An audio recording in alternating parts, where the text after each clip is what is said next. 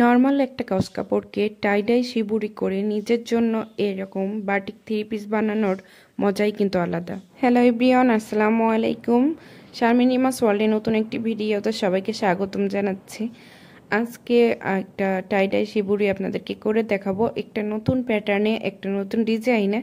তো আশা করি আপনাদের পুরো ভিডিওটা ভালো লাগবে। ভালো লাগলে প্লিজ লাইক দিতে ভুলবেন না। এটা যেহেতু একটা কামিজ হবে, এর জন্য এখানে 3.5 গজের মতো কাপড় নিয়েছি। আর এটা সুতি ভয়েল কাপড়। নর্মাল যে 60 থেকে 70 টাকার মধ্যে কাপড়গুলো পাওয়া যায়, সেই কাপড়গুলোই আমি এখানে নিয়েছি। প্রথমে এখানে আমি যে প্যাটার্নটা দিব তার জন্য একটা পেন্সিল দিয়ে দাগ দিয়ে নিচ্ছিলাম। তো গত ভিডিওতে আপনাদের যেভাবে শিবুরি টাই-ডাই করে দেখিয়েছিলাম, ঠিক ওই রকমই একটা ডিজাইন, কিন্তু তার থেকে একটু ভিন্ন। কাপড়টাকে আমি 4 ভাঁজ করে নিয়েছি। এরপর একটা ফিতার সাহায্যে 3 ইঞ্চি বাদ দিয়ে এর কোণাকুনি আমি দাগ টেনে নিয়েছি। ঠিক ওভাবে করেই প্রত্যেকটা দাগ সমান হয়েছে। 2 দাগের মাঝখান বরাবর আমি একটা গোলাকার ডিজাইন দিয়েছি। এটা বুঝতে পারছেন কিনা জানি না, আমি এটা কম্পাস আর পেন্সিল দিয়ে দিয়েছি। আপনারা চাইলে কিন্তু এখানে মোটা কোনো কাগজ গোলাকার করে কেটে এরপর ডিজাইনগুলো দিয়ে নিতে পারেন। নরমাল যে কাঁথা স্টিচটা আমরা সবসময় সেলাই করে থাকি, সেটাই এখানে দিয়ে নিচ্ছি। আর একটু ছোট বড় হলে কিন্তু যেভাবে আপনারা কাঁথা স্টিচটা দিবেন সেভাবেই কিন্তু ডিজাইনটা আসবে।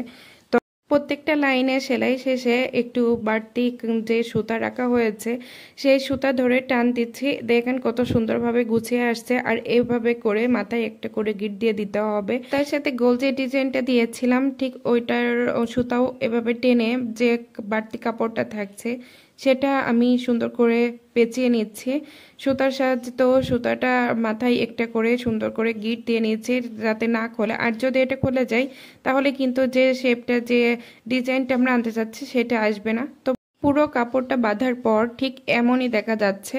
টাই করার আগে কাপড়ের ভিতরে যে মারটা থাকে সেটা মুক্ত করে নিতে হবে। তো মার মুক্ত করার জন্য আমি এখানে বেশ কিছুক্ষণ পানিতে ডুবিয়ে রেখেছিলাম। কাপড়টা পানি ঝরাতে দিয়ে ফুটন্ত গরম পানি ঢেলে নিয়েছি। গরম পানির ভিতরে কেমিক্যালটা দিলে একটু ফুটন্ত ভাব থাকবে, এটা ভয় পাওয়ার কিছু নেই।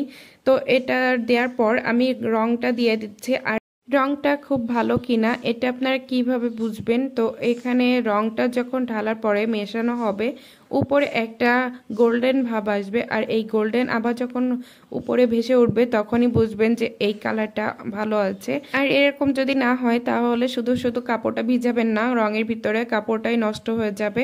তো এখানে আমি কাপড়টা ভালো মতো নেড়ে চেড়ে দিচ্ছিলাম একটা কাঠের খুন্তির সাহায্যে। কিছুক্ষণ পর পর এটা একটু উল্টিয়ে নিচ্ছিলাম।